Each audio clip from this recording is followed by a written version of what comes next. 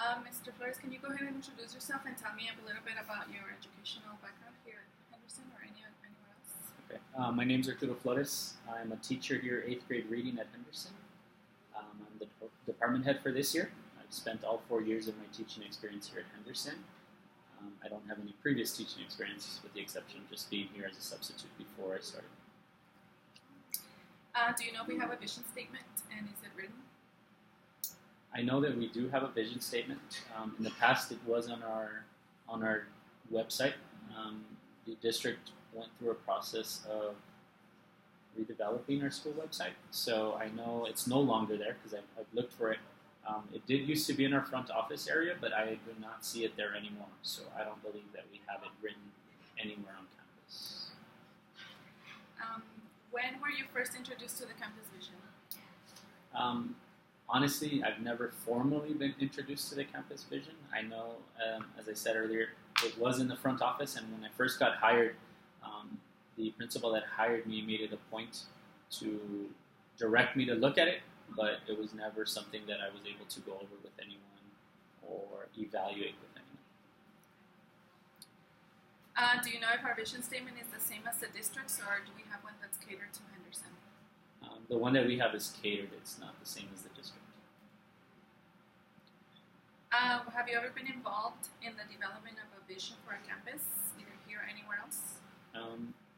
This summer we had looked at redefining our vision. I know when we had our Dreams program here at Henderson, we had looked at maybe changing it to something that's more recent or current, but it was very informal. I think we only had one meeting on it. It never went to anything further than that. Can you walk me through the process that was like? Like, what were the parameters for building the Sure. vision? So I think we had different, I guess, we had teachers, we had some admin in there, we had some counselors, we had teachers from other campuses that were here working the Dreams program, and we all kind of started throwing out ideas of what our students or what we want our students to be doing or to be able to do once they leave here.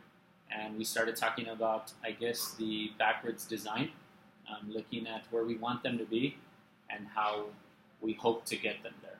But it was nothing that went beyond just throwing out a few ideas. We never got anything really in writing, and we never really got anything past just throwing ideas out. So as far as like a formal kind of process, we never did that. Is the campus vision shared with the faculty or staff or students and parents that you know? I would say no, and at best I would say rarely, because I know a few teachers have mentioned it, but it's nothing that we talk about often. If we were to recommend a revision to the campus vision, who would you recommend be in the committee? I think the best thing to do would to involve as many people as possible. Parents, teachers, people from the community, administration, anyone that really has a stake in the success of this school should be involved in the vision. Is the development of a campus vision a shared responsibility, and then who shares it? I think it is shared. I think if it's left up to just one group of people, it may, or it has the potential to exclude others. So I really do think that it involves everyone: students, teachers, administration, parents, members of the community, ex-alumni, people that used to be here. So I think we all have a role in creating the vision. Under what circumstances would you consider or invite people to rewrite a vision statement? I think, especially with vision statements, as education and technology and everything that we do at school evolves, I think we really do need to look at how we are best serving students and how that can be reflected in a vision statement. When we look at ours now, I think, although it has some, I guess, good points, I think it's a little dated, and we need to constantly continue evolving with our mission and our vision and our teaching, ultimately. Okay, so here's the vision statement for Henderson. It says, at Henderson Middle School, we will educate, motivate, and inspire students to become proficient in all the content areas while implementing college learning strategies and 21st having read that mission statement, what does it mean to you? To me, I think it really focuses on, I guess, really just one part. To me, it talks especially about college, or specifically about college, and I know it throws in the 21st century learning skills, but when I read that, I think it's really focused heavily on college readiness. And I don't necessarily think if that's all we should be focusing on. I think it needs to be more inclusive to students who aren't going to go to college or who do not want to go to college.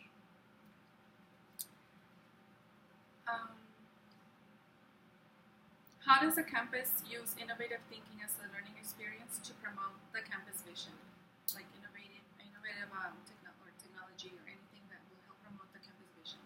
I think one of the biggest things, because we are one-to-one, we really do try to push not only with our students but with our faculty, our staff, to make sure that they're constantly keeping up with the latest and greatest technologies, that not only are they keeping up with them, but that they're using them in their classes. And I think as long as we continue to do that, that can be kind of a great asset for our vision, because every school is trying to keep up with technology, every district is. So as long as we do that and ensure that it's a part of our mission so that other parents or students see it, I think it'll be good for everyone. Do you think the current vision statement addresses the challenges that we face here at Henderson? I don't think it does. I think it really focuses on a select few or on a few students. And to me, a lot of the times vision statements, they sound good in theory, but in reality, I don't think they really address everything that needs to be addressed. And honestly, I think our vision statement fits into that idea, that it's not inclusive of everyone.